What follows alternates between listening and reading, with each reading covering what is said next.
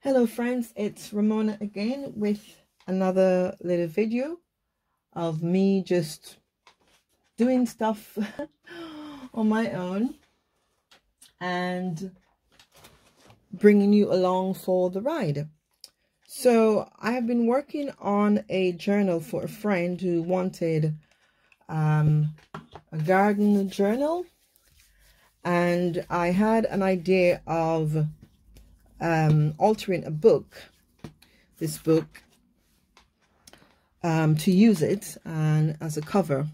And I did start it. I took the pages out and prepped it and all the rest of it, and I took some of the pages from the book and used as pages and made some pockets and things like that. But for some reason, I just wasn't feeling it. Yeah, it didn't feel like me. And I realized that actually I like making journals from scratch. And that's kind of where I should go.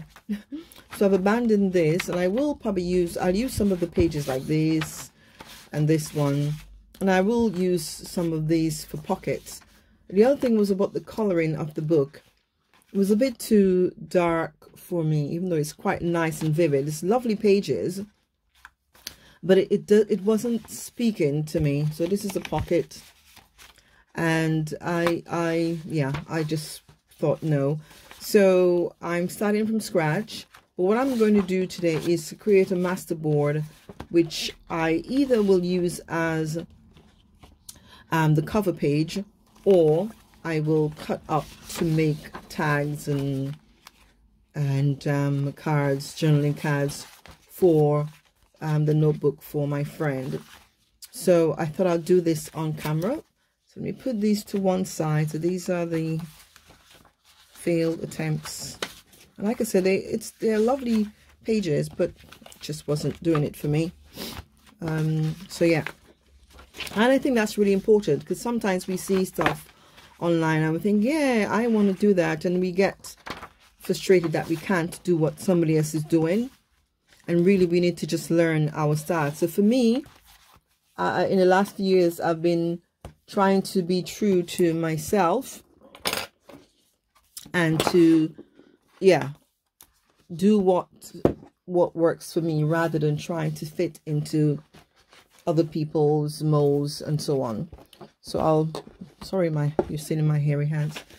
I'll get this out of the way and I'll show you what I'm going to be using for this masterboard. So if you don't know, masterboard is basically something you create out of which you then use as a base for other things, to create other things from. So tags, cards, and so on. Some people scan theirs and they can use it again and again, but I tend to just use it up on one. So at some point I will get to scanning. So what I'm going to do is create on this envelope. How do I make this not so in your face? That's better. What I'm going to do is create on this envelope. I don't know what size it is. I don't really measure and stuff like that. And again, it's about knowing yourself. So this is a 12-inch ruler, and so I guess it's about a little over 12 inches. 9. So if you want to know the size, but like I said, I don't measure. That's just not me. If you want to get me turned off, just start measuring. So I had this, and I was initially going to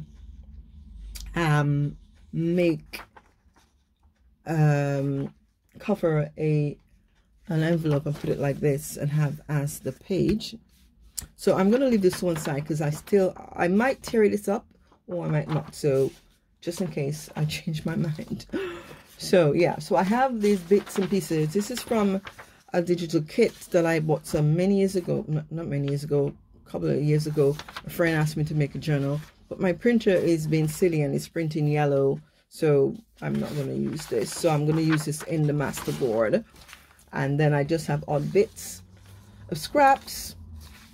And this from I think Daphne's Diary. So again, I'll use this and some of this. I am not sure this is fitting. It's with my thing, so I'll put this away. So yeah, this is all about collaging basically. And I'm just gonna put. I might just put this on like this. Oops, I'm out of frame. I must remember to keep in frame. Remember to keep in frame, Ramona. Now, the question is, did I bring the good glue or the one that's finishing? Oh, this is fine. Yeah. So, let's do this.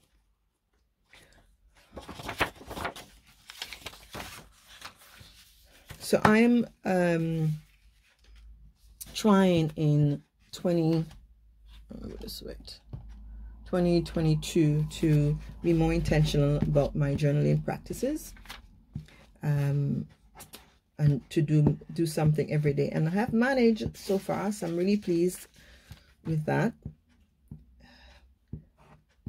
I've mainly been doing collages really in a journal that I have.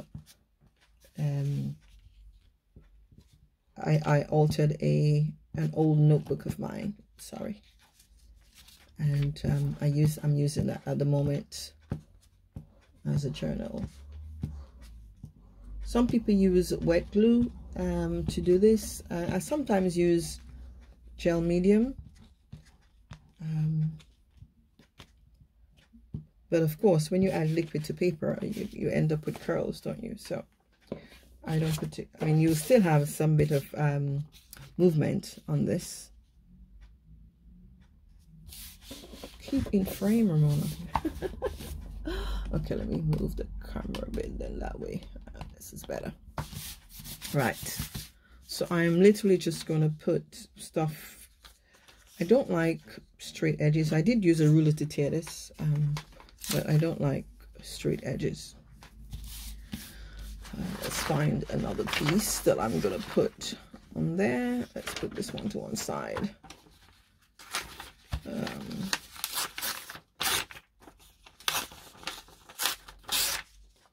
Okay.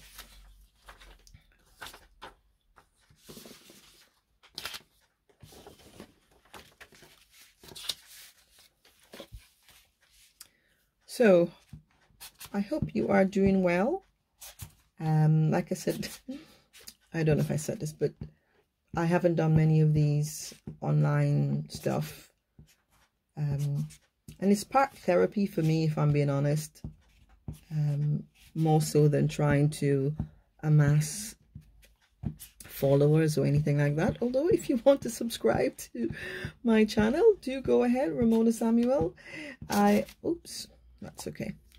My channel is made up of a combination of religious and creative stuff. Mind frame. I do, so you'll find on my channel prayers. Probably I think I have a sermon or two on there. So if you're into that kind of thing, you are more than welcome to browse my channel and see where that takes you. You know, I need more space here.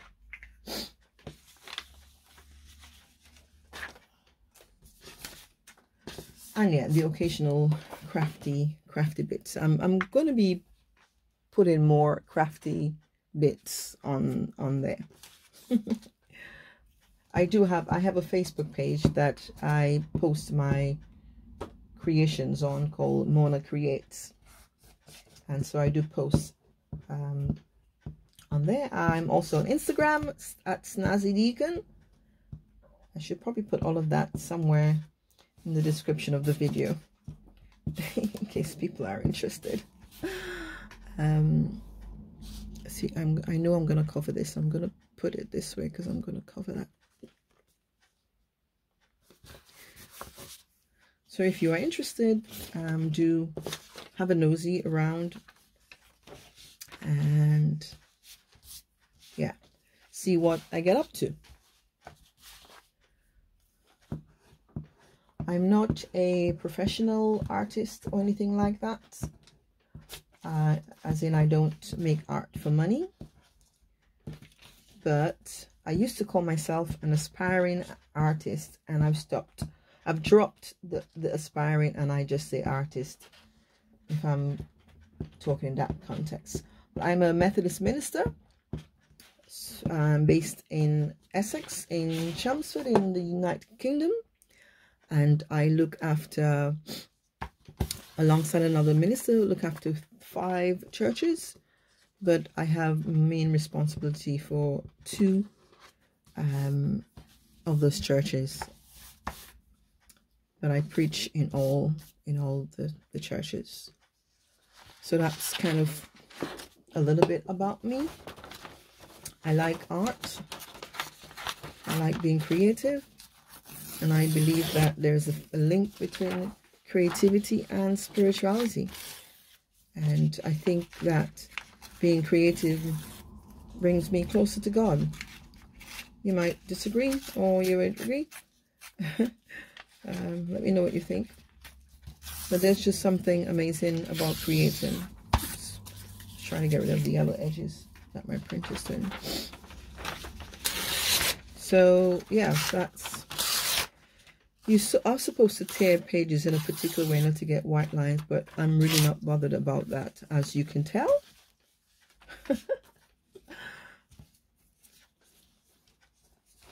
So today is Saturday when I'm doing this. The time is, I don't know, something o'clock. My boys are watching television. They're watching something called The Witcher. And I suppose, oops, I suppose when they are finished, then hubby and I will watch something together, and my son will retreat back to his room,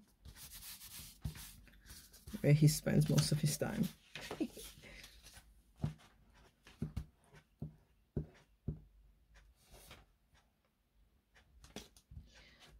So I watch quite a lot of creators on YouTube. I sometimes like having it in the background when I'm doing stuff, if I'm cooking or if I'm working, because I tend to mainly work from home. You know, if I'm answering emails or maybe preparing a sermon even, I have stuff in the background.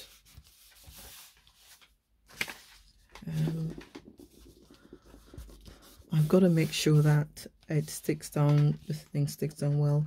Already I can see that I don't like this, because it's kind of, I was initially going to cut out these flowers individually. That was my plan.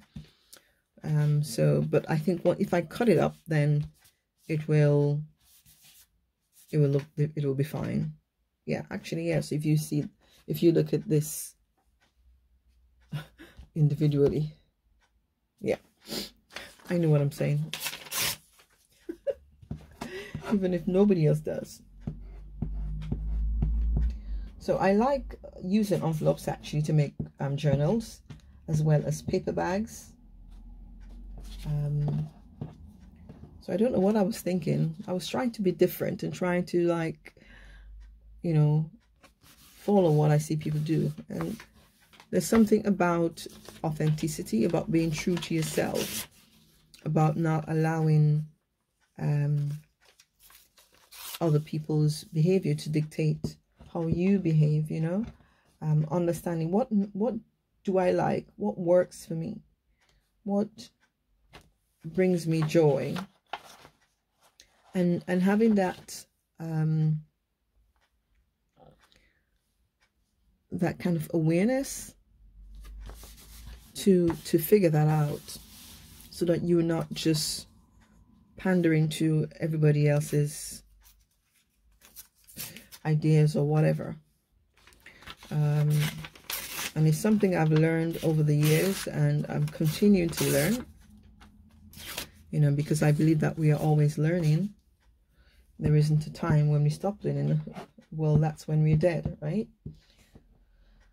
So I've learned a lot about myself in the last few years in particular, and really I've got to the point of just embracing who I am and being okay with who I am, and loving who I am and knowing that who I am is enough. Because I think that's really important. Because I feel like we get disappointed in life when we don't quite know who we are and we're trying to match up to other people's ideals, and then we find ourselves disappointed because we keep falling short and we think there's something wrong with us, when actually there isn't anything wrong with us. It's just that we have been led wrongly to believe that we have to be a certain way in order for society to accept us, in order to fit into society. So we try to do that, you know. We are communal beings and we try to be like those that we are around. And in a sense, there's nothing wrong with that. There's a certain amount of blending in that we need to do. But in doing so, we have to do so with the knowledge that we have to know that that's what we're doing. And know that sometimes I have to be fake. And that sounds weird. But being true to yourself doesn't mean exposing yourself to those who might hurt you because they don't understand the self that you have shown to them. And I saw something today, I can't remember what it was, but it was basically talking about saying along the lines of not everybody needs to, or maybe that was me that said that, not everybody needs to have a gateway into your true authentic self. If you like, oh yeah, it was about being silly with people. You can't be silly in front of everybody. Know the people you can be silly with. They're the ones who accept you. They know you. They're not going to judge you. They're not going to make you feel ashamed or embarrassed because it's your silliness. And it really got me thinking about how we show up in the world and what that might look like. I know I'm going to cover up this because I just want to tone this down a little bit. So understanding what that looks like, and really being able to say, actually, I can't be my full authentic self in this setting, so I will cater to that and I will tone myself down. And not in the sense of toning yourself to please other people. You're doing this for your benefit, and that's the difference. If I'm constantly toning myself down to please other people, that's the problem. So it's understanding that the toning down I'm doing is not for their benefit, but for mine, to safeguard my well-being, to guard my heart, so that I don't end up being hurt because people have rejected me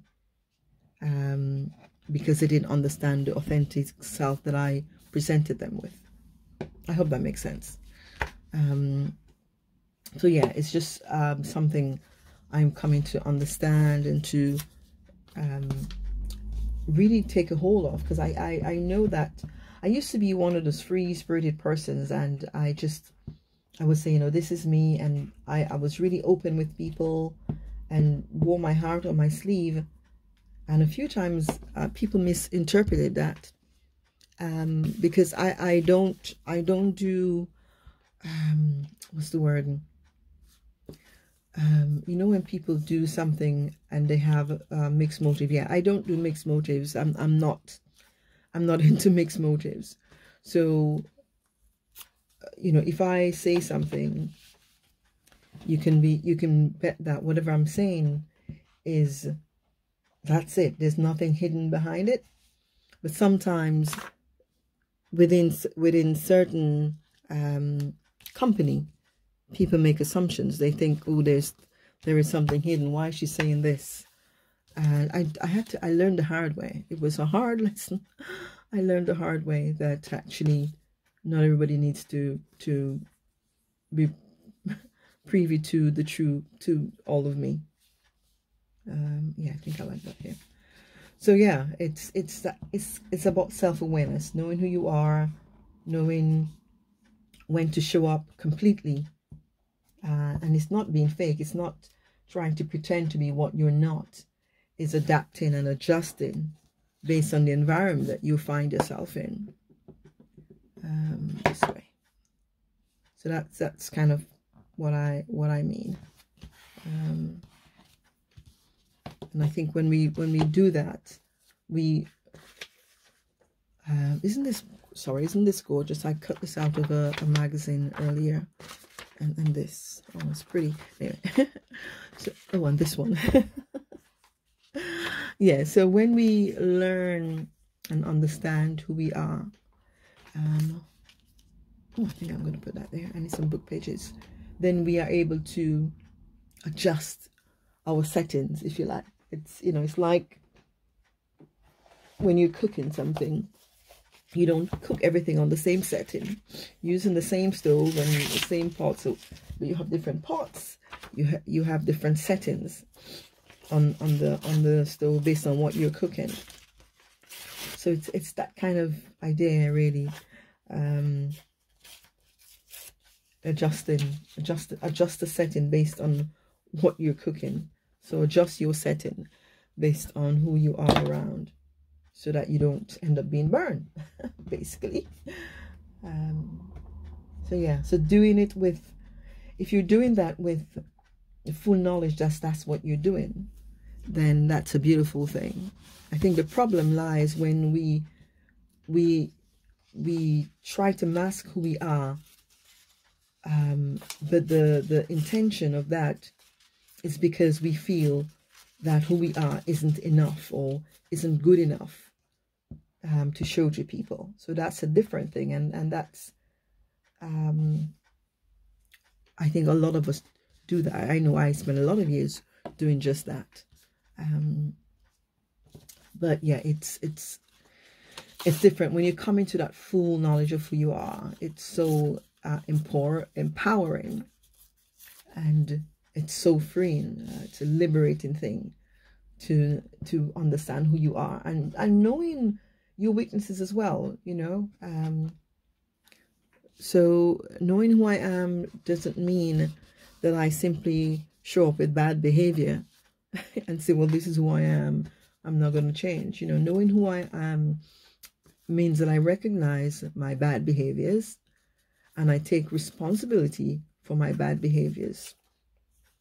And I'm not subjecting people to my bad behavior because I think, oh, that's being me, you know, and that's about maturity, that's about growth.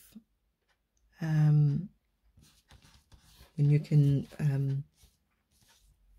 can know, actually, you know what, the way I said X wasn't good, and I need to make amends. I need to recognize that. So it's a whole range of human behavior, human emotions, and having that understanding of all that makes us who we are. What makes me me? Excuse me. You know, what makes you you? What other things? Oh, if I can put these. What other things that set me apart from other people, and not in a kind of proud way, but in a way that I understand that who I am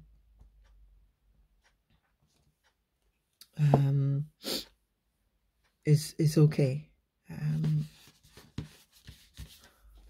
Oh, I like that. I like that there. So I think I'm going to do some of these. I'll just cut around it. I'm using $1 scissors to cut, because I find that, well, I prefer the end result of using a $1 scissors than a sharp scissors. And I'm not really fussy cutting as in trying to make this precise and anything. It's just rough cutting.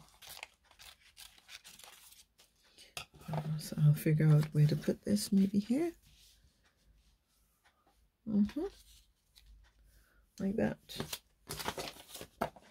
And I think I will put some washi tape on this just to tone it down a bit. Some clear washi tape.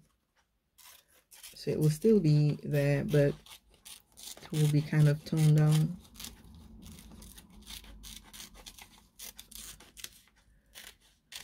Yes, I hope I hope what I've said may make sense to you, and perhaps you disagree. I don't know. That's okay. This isn't really for people to agree with me and like me or anything. This is just me sharing some things I've come to understand about myself and about human behavior and how I show up in the world and, you know, to other people. And human behavior is so complicated and complex. And there isn't one way to behave, one way to do, or one way to be, because we're all different. This might be a bit too red, but I'll think about it. If I put this one here, or here, I don't want to cover the sunflower, so maybe here, or there. I need to put some stuff around here in these areas. I might put some more book pages and see. So how do you show up as your authentic self? How do you think you show up as your authentic self? First of all, showing up as yourself to yourself, and that's the killer, I think, you know, because a lot of times we are not even true to our own selves. We are not showing up to us. We are masking, and we are ashamed of or afraid of even owning up to who we are. And that's the first step. First step is owning up to who I am, to me. Not to anybody else, but to me. So that I understand what makes me tick. I understand what makes me me, and I understand my place within society as part of that.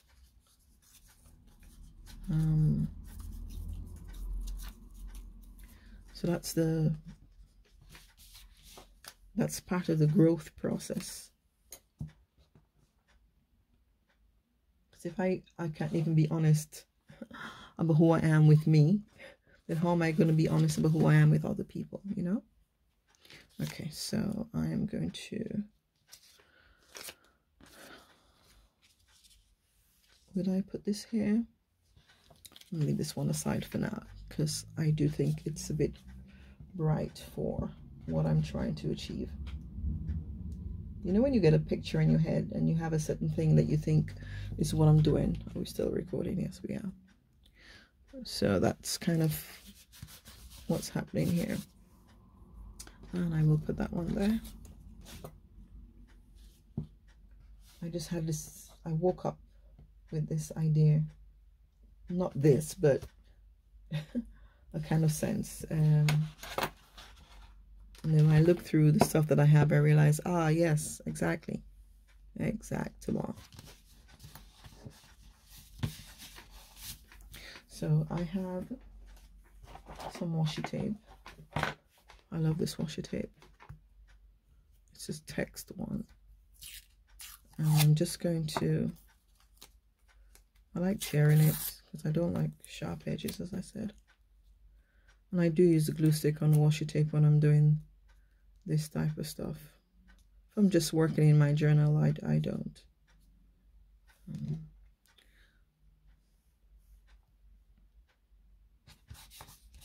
So you see, it tones this down a little bit. You can still see the thing, but it's not kind of in your face. So I'm just going to put this around. Washi tape, if you're not familiar with washi tape, you know, I don't know, is a sticky tape that isn't sticky. It's a decorative tape, really, paper tape.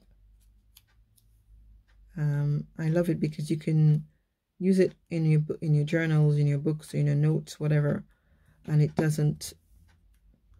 it's not permanent, so then it doesn't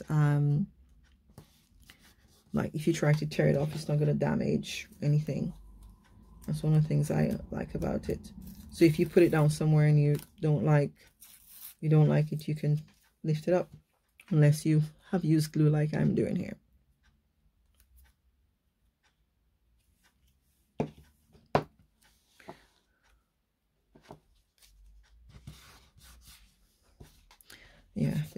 Yeah, I think this is, I'm happy with this like that. And maybe what I might do later is stamp onto this. I do love stamping, so I might stamp onto this. But I think it's, for now, it's okay. I'm going to add some more washi tape to some areas. I'll use this one. Please don't ask me where I've gotten this from. This is the box this came in. I think I bought it from Amazon. So yeah, I don't know if it's a brand or whatever. So when I'm looking at Amazon, I just say, do I like this? And then if I like it, I buy it. I'm not fussed about what brand it is. But that's just me.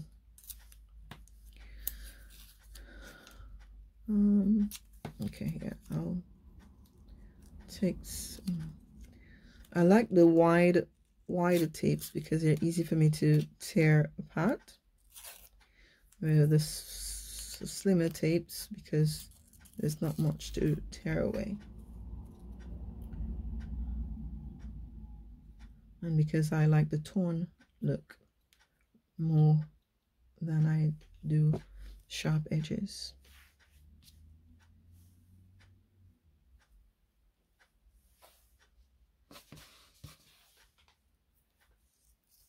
So I'm not going to be very long on this. So as you can see, this is now, I mean, I could simply fold it and make a cover, right? I need to time this down. Or I'll add some more, embellish it a little bit more with maybe some stamping and probably some stickers. I have some sort of stickers that are kind of transparently looking, and those are quite nice, so they won't overpower what's already on there. So I'll either use it as a cover of the journal for my friend, which I'm kind of leaning towards, or I will cut it up, embellish it a little bit more with some stamping, and I might do some paints, I'll see, and then cut it up and make journal tags and cards for her journal. But we'll see. So what I'm going to do actually is, when I'm done, so, oops, sorry, the camera, is go over this with some Mod Podge or matte medium, just to kind of help seal it a bit more. I think I need to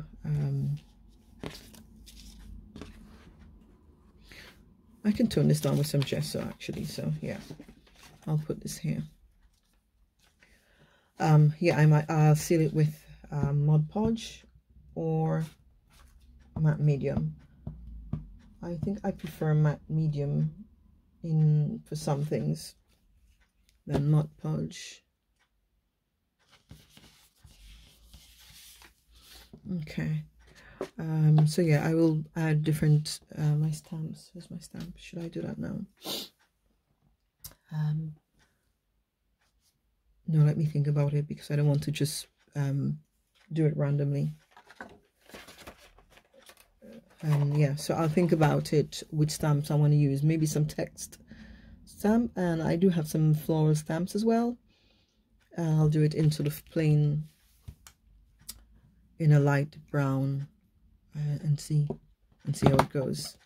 And we add some more washi tape just randomly across this. So yeah, so this is a masterboard. Oops, sorry. Masterboard. It can be anything you want. If you imagine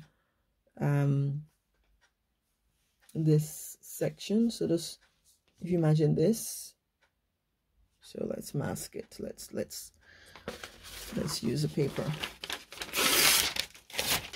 So if you imagine this,